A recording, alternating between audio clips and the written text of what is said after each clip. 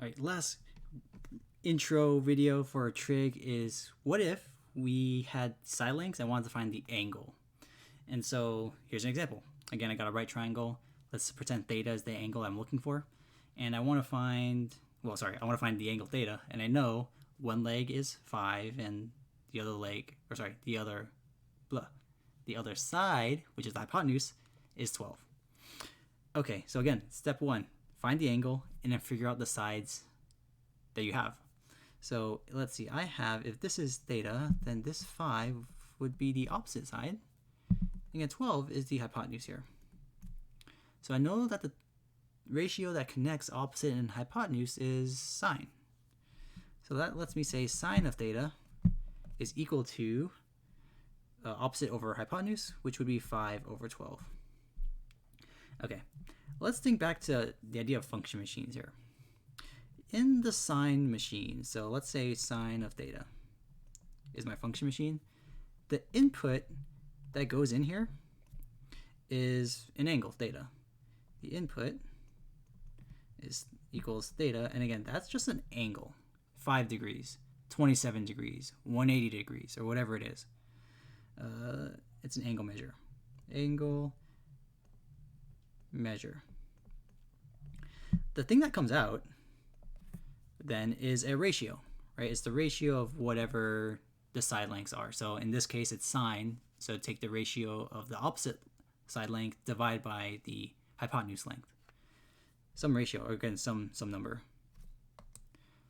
What we're trying to do is we're basically trying to run this machine backwards. And so we're trying to give it a ratio to figure out some angle measure. An angle. Okay, there is actually exactly a machine that does this, and you can do it on your calculator. And so the thing that we're looking for is the opposite, or if you remember from previous courses, that thing was called the inverse. And so what we're trying to do is we're trying to, again, do the opposite. So we're trying to throw in a ratio, input a ratio, and out comes an angle. Okay, the thing that does this is we call it inverse sine. So sine, and it looks like a little -1 exponent of x here, and I call it x because it's some number as opposed to an angle that goes in.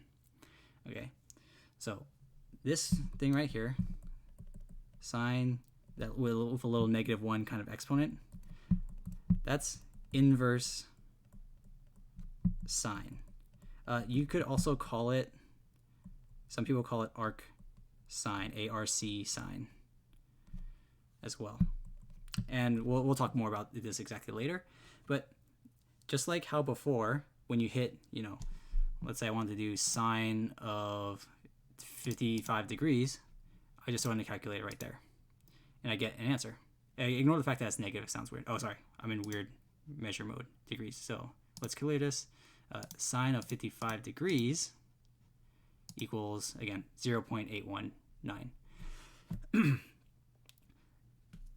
Inverse sine also has a set value. So when I do inverse sine of 1/2, I'll get a number out, and I'll always get the same number out. And so now what we're trying to do is we're trying to take this and reverse the process. So actually, if we want sine, I'm going to copy it down here. Sorry, we want the angle measure. What we would do is we would input the ratio into the inverse function. So 5 over 12 would be our input. And out comes the angle, which is whatever it is. So I'm going to do that now in my handy dandy calculator. So I'm going to hit inverse sine, right there, so the calculator here called it arc sine. Ignore what I did before, I'm good. And let's see, I want to find 5 over 12, so I'll just do 5 divided by 12. Depending on your calculator, you might need to do 5 over 12 first, save it, and then take the inverse sine of that. But here I can do it all at once, which is nice.